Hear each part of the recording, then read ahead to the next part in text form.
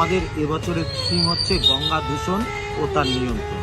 আমরা এখানে গঙ্গাকে তার উৎপত্তি, যেটা হিন্দু শাস্ত্রমতে শিবের জটা থেকে যে গঙ্গার উৎপত্তি, সেটা আমরা এখান থেকে শুরু করে গঙ্গা, তারপরে উত্তরাখণ্ড হয়ে গঙ্গা যেখানে আমাদের বেনারসে এসে, তারপরে গঙ্গা যখন আমাদের কলকাতায় কালীঘাটের পাশ দিয়ে প্রবাহিত হয়, এই গঙ্গার যে গোটা যাত্রাপথটা সেটা আমরা এই মণ্ডপে তুলে ধরব।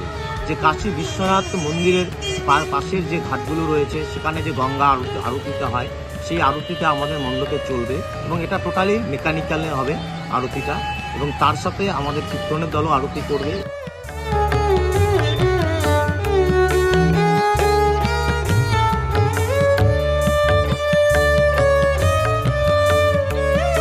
ফলো করুন সংবাদ প্রতিদিন ডিজিটাল।